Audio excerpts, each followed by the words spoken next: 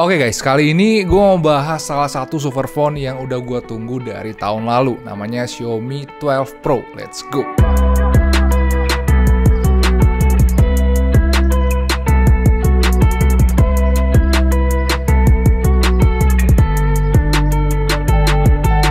Oke, Xiaomi 12 Pro ini salah satu smartphone yang buat smartphone enthusiast itu bergetar. Soalnya speknya itu bawa teknologi-teknologi terbaru yang ada sekarang, tapi harganya nggak buat kantong jebol. Nggak murah sih, tapi harganya tetap menarik kok. Sebenarnya tahun lalu gue sempat cobain Xiaomi Mi 11, tapi HP-nya langsung gue jual karena gue nggak terlalu suka sama HP itu. Tapi yang ini ceritanya beda karena menurut gue ini punya suatu hal yang lebih seru dibandingkan dengan versi tahun lalu yang menurut gue itu agak nanggung. Kalau yang ini enggak. Gue sendiri dapat HP ini sekitar 2 mingguan yang lalu guys, dan yang gue pakai ini adalah Xiaomi 12 Pro warna biru. Sebenarnya kemarin gue pengen cobain yang warna hijau karena itu back covernya berbahan Coolite, tapi versi itu susah banget dicarinya, jadi akhirnya gue dapetnya kebagian yang warna biru doang. Terus dari boxnya gue cukup suka, soalnya walaupun ini tier flagship, dia ternyata nggak ikutan tren-tren yang dibuat oleh iPhone atau Samsung. Isinya di sini sangat lengkap, nggak cuma dikasih case, bahkan kita juga dikasih chargeran terkencang Android yang ada sekarang. Ini mantep banget.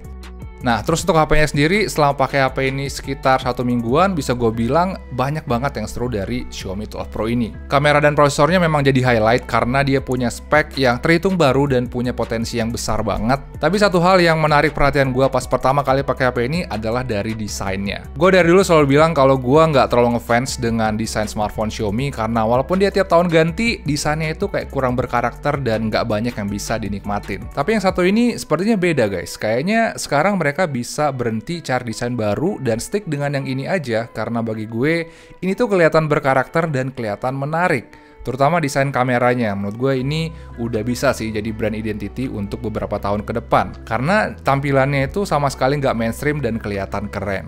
Warna-warna bodinya juga cantik-cantik, bahkan ada yang materialnya vegan leather juga, tapi yang gue pakai ini materialnya Gorilla Glass guys. Mungkin feel-nya emang nggak seunik yang vegan leather, tapi ini tetap terasa mewah kok. Soalnya kacanya ini terasa lembut di tangan, keset juga, dan terasa banget feel mahalnya. Overall setelah Xiaomi Mi 3, menurut gue ini adalah salah satu desain flagship Xiaomi yang paling berkarakter dan paling cantik. Bahkan setelah 2 minggu pakai, kadang gue masih suka mandang-mandangin detail bodinya soalnya emang ini keren banget.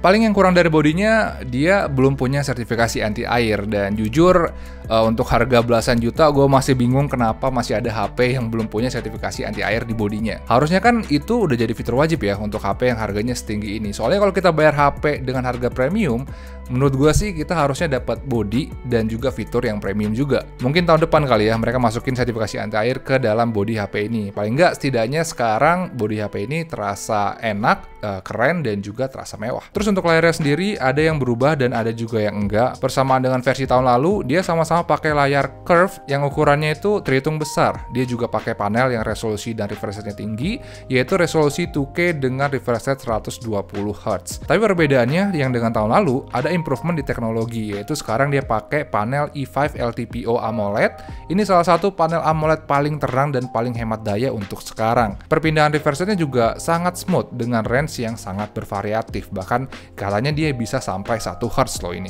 Gila banget. Selama pakai hampir seminggu lebih, bisa gue bilang gue nggak nemu gangguan apapun, dan gue terhitung suka dengan layarnya. Bagi gue ini salah satu layar terbaik yang ada di smartphone Android zaman sekarang. Gue bilang kayak gitu karena nggak cuma punya warna yang cantik, tajam, dan juga smooth, kemampuan menghemat dayanya juga udah terhitung mantep banget. Tampilannya juga kelihatan mewah karena dia punya curve di bagian pinggirannya. Bagi gue ini panel layar yang keren, canggih, dan ini tipe-tipe layar yang harusnya memang ada di smartphone super kayak gini. Oh ya, dia juga punya dual speaker yang dicun sama Harman Kardon, dan suaranya juga menurut gue ini salah satu yang terbaik juga. Overall untuk layarnya gue nggak ada komplain sama sekali karena kemungkinan ini adalah layar terbaik yang ada di smartphone untuk zaman sekarang. Tapi gue beli HP ini bukan karena layarnya guys, tapi karena kameranya. Dulu gue sempat kecewa dengan kameranya Xiaomi 11 karena bagi gue itu kameranya agak nanggung. Tapi di Xiaomi 12 Pro ini sensor kameranya semuanya diganti guys, dan sekarang dia punya spek yang jauh lebih keren. Kalau dari spek, HP ini pakai 3 kamera yang semuanya punya resolusi yang sama, yaitu 50 megapiksel. Ini pertama kalinya gue ngeliat setup 3 kamera dengan resolusi sebesar itu, dan gue bener-bener penasaran sampai-sampai kemarin gue bawa iPhone 13 Pro untuk lihat gimana sebenarnya kemampuan kameranya kalau dibandingkan dengan kamera dari smartphone terbaik yang ada di sekarang. Dan dengan 3 kamera yang resolusinya kayak gitu, HP ini bisa take foto yang sama-sama punya ketajaman yang tinggi. Gak cuma kamera wide-nya doang, tapi kamera telefoto dan ultra wide-nya hasilnya juga tajam banget. Ini sesuai dengan apa yang gue harapkan dari smartphone yang harganya di atas 10 juta. Terus untuk mode potretnya ternyata di sini cuma bisa aktif pakai kamera telefotonya doang guys. Ini cukup masuk akal sih, soalnya focal length dari kamera telefotonya kan memang paling cocok untuk potret. Dan untuk warna fotonya menurut gue ini udah terhitung cakep. Warnanya natural karena punya saturasi dan white balance yang on point. Skin tone-nya juga oke, nggak kekuningan dan nggak terlalu pink, jadi masih enak kalau dipakai untuk foto-foto orang. Tapi yang unik, hasil kamera telefotonya itu punya look yang agak sinematik gimana gitu. Mungkin karena black levelnya ini sedikit lebih tinggi dari 2 kamera yang lain, dan itu ngebuat warna hitamnya sedikit agak pudar, agak mirip dengan film di fotokopier gitu. Terus di kondisi low light bisa gue bilang performa kameranya bagus banget guys. Hasilnya itu terang banget, detailnya tinggi, dan noise-nya juga minim. Hasil kamera telefotonya sesekali kadang terlalu gelap, tapi performanya sangat bagus karena sangat tajam walaupun di kondisi cahaya yang sangat minim sekalipun. Saking bagusnya, gue rasa kameranya nggak butuh night mode lagi karena hasil night mode-nya hampir sama persis dengan mode AI-nya. Paling kamera ultrawide-nya doang yang butuh night mode, soalnya itu bisa dipakai untuk ngebuat fotonya jadi lebih terang sedikit. Tapi overall sih di low light kemampuan kamera dari HP ini bagus banget menurut gue. Paling ada 2 kekurangan yang ngebuat kamera Xiaomi 12 Pro ini agak kalah kalau dibandingkan dengan flagship yang lain. Yang pertama, gelap terangnya kadang terlalu dramatis dan ngebuat hasil fotonya jadi agak gloomy kalau dipakai untuk foto orang. Terus yang kedua, kamera telefotonya nggak begitu bagus kalau dipakai untuk ngezoom jauh. Gue ngerasa mode zoom di atas 3x sangat tidak worth it dipakai di sini.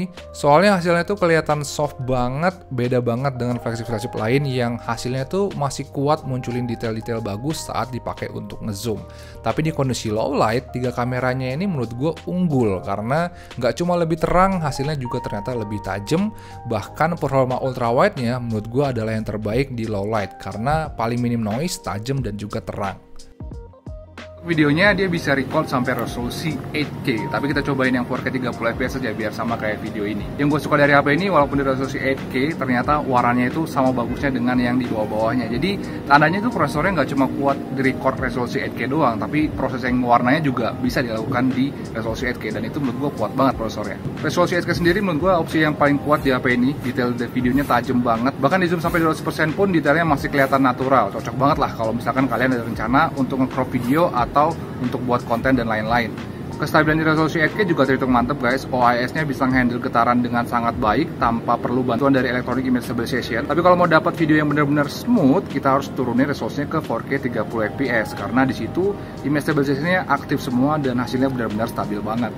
Kemarin gue juga compare hasil videonya dengan iPhone 13 Pro dan Galaxy S21 Plus, dan hasilnya gue rasa HP ini bisa banget ngimbangin kedua HP itu karena ketajaman dan warnanya nggak kalah bagus. Tapi sama kayak fotonya, kadang dia nge-boost kontrasnya terlalu tinggi sampai area gelap di videonya itu benar-benar kelihatan gelap dan kelihatan suram. Beda banget dengan iPhone 13 Pro atau Galaxy S21 Plus yang lebih oke handle kontras. Jadi hasil video dua HP lain ini kelihatan lebih terang dan kelihatan lebih normal dibandingkan dengan Xiaomi 12 Pro. Terus mode HDR-nya juga ternyata nggak terlalu nolong guys sama sekali. Bahkan hasilnya malah makin jelek dari mode normalnya, jadi gue nggak terlalu rekomendasiin kalian pakai fitur ini sebenarnya.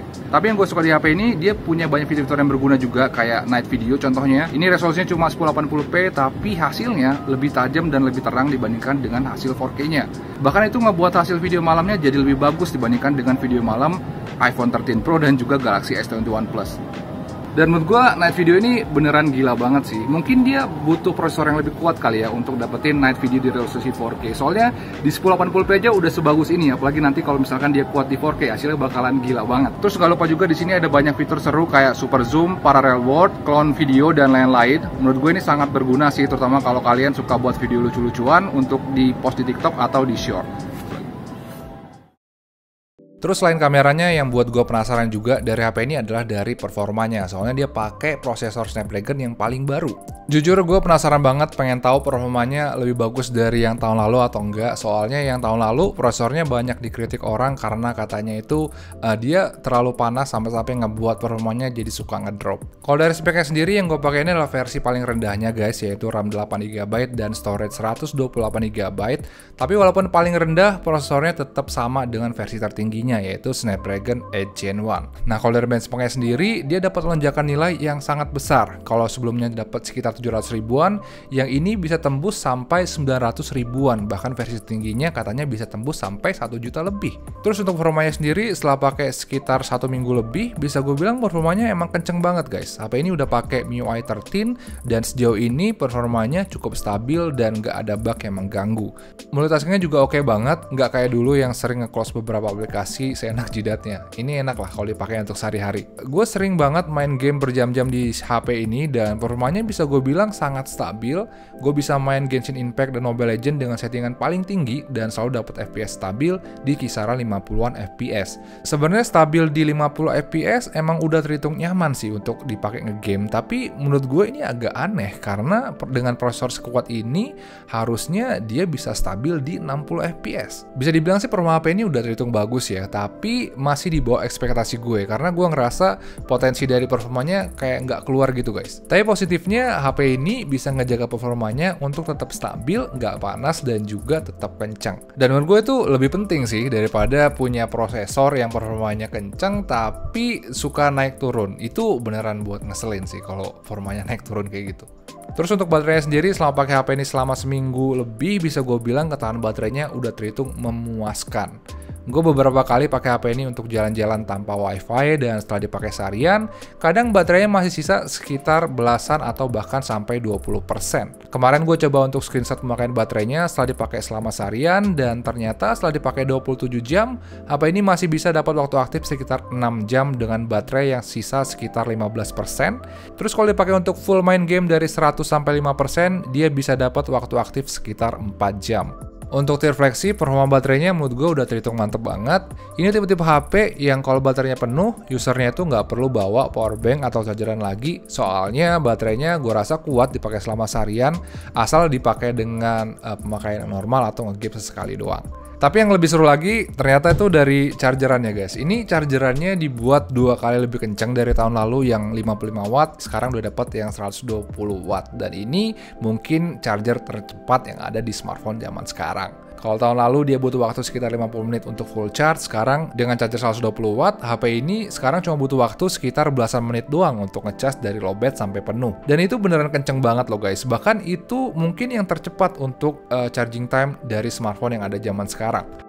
Dan overall setelah pakai HP ini selama seminggu lebih, bisa gue bilang ini versi perfect dari Xiaomi Mi 11 yang tahun lalu gue coba. Soalnya semua hal yang gak gue suka dari Xiaomi 11, semuanya diperbaiki dan dibuat lebih baik di sini. Bahkan bisa gue bilang ini salah satu flagship yang kualitasnya bener-bener mantap. Soalnya dia hampir punya semuanya guys, kayak layar bagus, bodi cakep, kamera powerful, performa mantap, dan sektor baterai yang luar biasa. Bisa gue bilang ini salah satu smartphone yang udah mendekati smartphone ideal yang ada di otak gue untuk harga segitu. Paling yang kurang dari HP ini cuma sertifikasi anti air dan mode zoomnya doang. Tapi overall, gue rasa HP ini cocok lah untuk nyandang nama flagship untuk brand sebesar Xiaomi.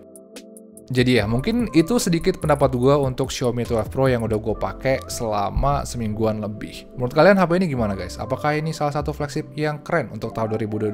Langsung aja tulis pendapat kalian di kolom komentar di bawah biar kita bisa diskusi dengan teman-teman yang lain. Dan ya, mungkin segitu aja video kali ini. Jangan lupa like dan subscribe juga guys biar kita bisa ketemu lagi di video-video gue yang berikutnya. Makasih udah nonton guys. Ciao.